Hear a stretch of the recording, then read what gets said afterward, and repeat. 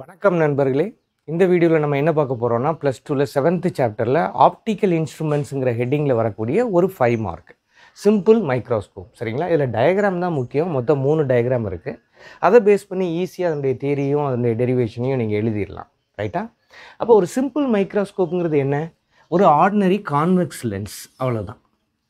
இதில் உங்களுக்கு ஒரு எரெக்ட் மேக்னிஃபைடு விர்ச்சுவல் இமேஜ் கிடைக்கும். இப்போ இதான் அந்த லென்ஸு.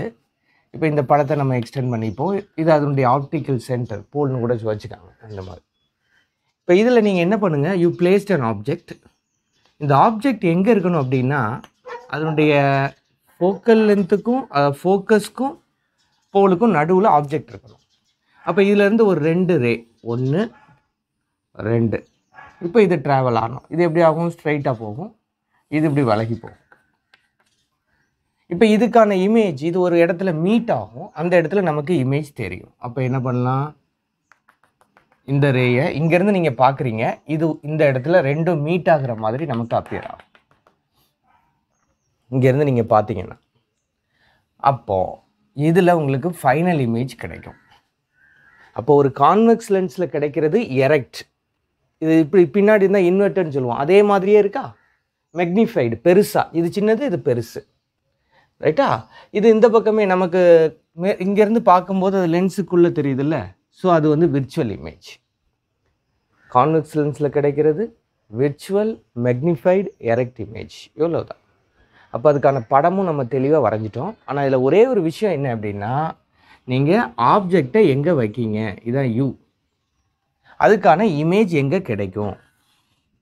ஆக்சுவலாக வின்னு சொல்லணும். இங்கே அந்த வியை நம்ம என்ன சொல்கிறேன்னா கேபிட்டல் டின்னு சொல்கிறேன். இது நம்ம கண்களால் குறைஞ்சபட்சமாக பார்க்கக்கூடிய தூரம், லீஸ்ட் டிஸ்டன்ஸ்னு சொல்லுவாங்க. இதனுடைய வேல்யூ ஸ்டாண்டர்டாக ஒரு ஹியூமன் ஐக்கு 25 சென்டிமீட்டர். ரைட் தானே? இவ்வளோ தான் அதனுடைய ஐடியா. அப்போ நான் ஆல்மோஸ்ட் வரைஞ்சிட்டேன். இதை வேணால் நம்ம மார்க் பண்ணிப்போம். இந்த எஃப்பை நீங்கள் என்னென்னு எடுப்பீங்க? ஃபோக்கல் லென்த்துன்னு சொல்லுவீங்க, ஸ்மால் எஃப். அப்போ இதை வச்சுக்கிட்டு மெக்னிஃபிகேஷனுக்கு ஃபார்முலா நம்ம எழுதணும் அப்படின்னா, மெக்னிஃபிகேஷனுக்கு ஃபார்முலா -v/-u. இதில் வியை கேன்சல் பண்ணிடுங்க. உங்களுக்கு இப்போ இந்த v வேல்யூ தெரியும். v வேல்யூ இஸ் டியா. இப்போ d/u. ஃபைன்.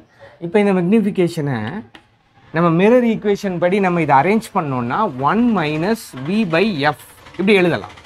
அப்போ இதில் v ஏற்கனவே நம்ம சொல்லியிருக்கோம். vங்கிறது -d. அப்போ இதில் -dயை சப்ஸ்டியூட் பண்ணிங்கன்னா ஆன்சர் 1 + d/fன்னு வரும். சரிங்களா? இது அதுக்கான டெரிவேஷன். இந்த படத்துக்கான டெரிவேஷன். இதை என்ன சொல்லணும் நீங்கள்?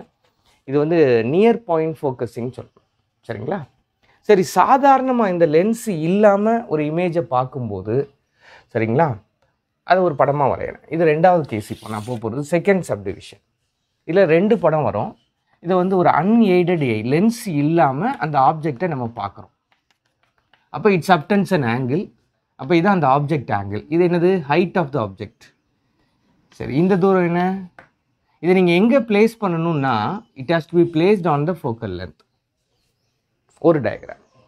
இப்போ இந்த படத்தை பழையபடி நான் மாடிஃபை பண்ணுறேன். எப்படி மாடிஃபை பண்ணுறேன்னா, I'm going to consider the same lens. இது போல். இப்போ இங்கே நான் பிளேஸ் பண்ணக்கூடிய அந்த ஆப்ஜெக்ட் எக்ஸாக்டாக ஃபோக்கஸில் இருக்குது. அப்போ இந்த தூரம் என்னது? ஃபோக்கல் லென்த்துன்னு சொல்லணும். போன தடவை மாதிரியே 2 ரே எடுத்துக்காங்க. இப்படி ஒன்று, இப்படி ஒன்று. இது எப்படி போகும்? இதில் இங்கே கட் ஆகும். இது ஸ்ட்ரைட்டாகவே போகும். இப்போ இது 2ம் எந்த இடத்துலையும் மீட் ஆகாது. அப்படின்னா என்ன அர்த்தம்? இதனுடைய இமேஜ் இன்ஃபினிட்டியில் தெரியுதுன்னு அர்த்தம். கண்ணு ரொம்ப ரிலாக்ஸ்டாக பார்க்கும். இதை நார்மல் ஃபோக்கஸிங் சொல்லுவாங்க. அப்போ இந்த கேஸில் மெக்னிஃபிகேஷனுக்கான ஃபார்முலா நம்ம எழுதுகிறோம் அப்படின்னா, இதில் ஆங்கிள் வச்சு தான் நம்ம சொல்ல முடியும். எப்படி? இந்த இமேஜுக்கான ஆங்கிளையும் ஆப்ஜெக்ட்டுக்கான ஆங்கிளையும் கம்பேர் பண்ணணும். அப்போ θi/θ0. இங்கே வாங்க, θi போடுங்க. இது எப்படி எழுதிடலாம்? h/fன்னு எழுதலாம். இங்கே அதே மாதிரி θ0 போடுங்க. சாரி, இது இது ஆக்சுவலாக இதை நம்ம லீஸ்ட் டிஸ்டன்ஸில் வச்சுருக்கோம். அப்போ இதில் இப்போ எஃப் போடாதீங்க, இதை டின்னு எடுத்துக்காங்க. குறைஞ்சபட்சமாக பக்கத்தில் பார்க்கக்கூடிய கண்ணுடைய தூரம். அப்போ இங்கே h/d, இதில் h/fன்னு வரும். h கேன்சல் ஆனால் d/f. இதுதான் எம்முக்கான வேல்யூ. ஸோ 2 கேஸ்லேயும் மெக்னிஃபிகேஷனுக்கான ஃபார்முலாவை நம்ம கொண்டு வந்துட்டோம். இல்லை வித்தியாசம் என்ன, இங்கே object has to be placed between F and pole, இங்கே எக்ஸாக்டாக எஃப்ல நீங்கள் பிளேஸ் பண்ணணும். அப்போ உங்களுக்கு அந்த இமேஜ் இன்ஃபினிட்டியில் தெரியும். இந்த 2 கேசஸ் தான். இதை நார்மல் ஃபோக்கஸிங் சொல்லுவோம். Image will be seen at infinity. இது நியர் பாயிண்ட் ஃபோக்கஸிங். இங்கே இமேஜ் நம்ம கண்ணால் குறைஞ்சபட்சமாக பார்க்கக்கூடிய தூரத்தில் கிடைக்கும். That is 25 centimetre. Right. Thank you very much.